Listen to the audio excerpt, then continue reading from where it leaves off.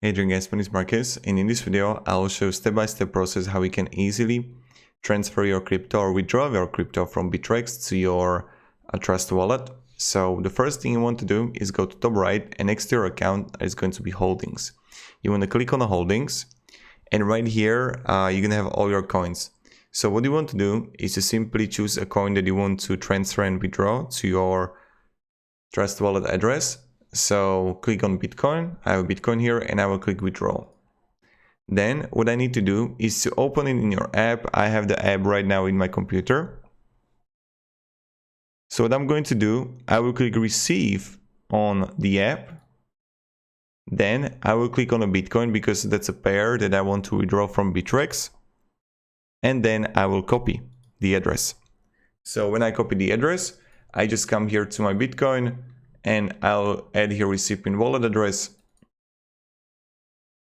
And you got it, right? So this is pretty much it how you do it.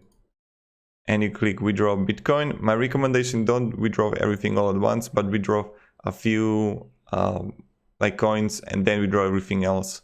So thank you very much. Have a great day and goodbye. See ya.